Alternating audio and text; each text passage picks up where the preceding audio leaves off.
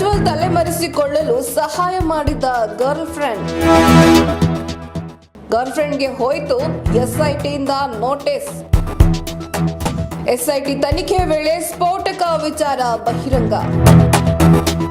ಮಾಜಿ ಸಂಸದ ಪ್ರಜ್ವಲ್ ರೇವಣ್ಣ ಅವರ ಅಶ್ಲೀಲ ವಿಡಿಯೋಗಳು ಪೆನ್ ಡ್ರೈವ್ಗಳು ಆಚೆ ಬರ್ತಾ ಇದ್ದ ಹಾಗೆ ಇಡೀ ದೇಶಾದ್ಯಂತ ಸಂಚಲನ ಸೃಷ್ಟಿಸಿತ್ತು. ಇನ್ನು ಈ ರೀತಿ ವಿಡಿಯೋಗಳು ವೈರಲ್ ಆಗಿವೆ ಅಂತ ತಿಳಿತಾ ಇದ್ದ ಹಾಗೆ ಪ್ರಜ್ವಲ್ ರೇವಣ್ಣ ಅವರು ತಲೆಮರೆಸ್ಕೊಂಡು ಹೋಗಿದ್ರು. ಈ ರೀತಿ ದೇಶದಿಂದ ಹೊರಗಡೆ ಹೋಗಿ ಉಳಿದುಕೊಳ್ಳೋದಕ್ಕೆ ಅಥವಾ ಅವರನ್ನ ದೇಶವನ್ನ ದಾಟಿಸೋದಕ್ಕೆ ಸಹಾಯ ಮಾಡಿದ್ದು ಅವರ ಗರ್ಲ್ ಫ್ರೆಂಡ್ ಅನ್ನೋದು ಇದೀಗ ಎಸ್ಐಟಿ ತನಿಖೆ ವೇಳೆ ಹೊರಬಿದ್ದಿರುವಂತಹ ಮಾಹಿತಿ.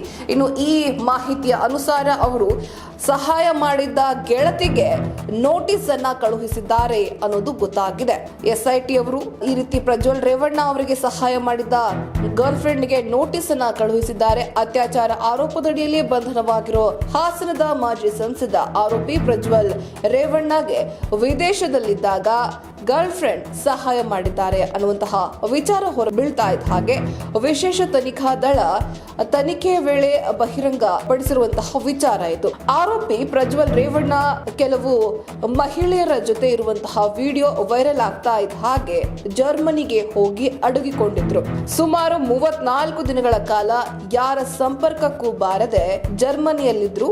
ಈ ವೇಳೆ ಆರೋಪಿ ಪ್ರಜ್ವಲ್ಗೆ ತಮ್ಮ ಗರ್ಲ್ ಫ್ರೆಂಡ್ ಸಹಾಯ ಮಾಡಿರೋದು ಬೆಳಕಿಗೆ ಬಂದಿದೆ. ಹಾಗಾಗಿ ಎಸ್ಐಟಿ ಅಧಿಕಾರಿಗಳು ಆರೋಪಿ ಪ್ರಜ್ವಲ್ ಸ್ನೇಹಿತೆಗೆ ನೋಟಿಸ್ ಕೊಟ್ಟಿದ್ದಾರೆ.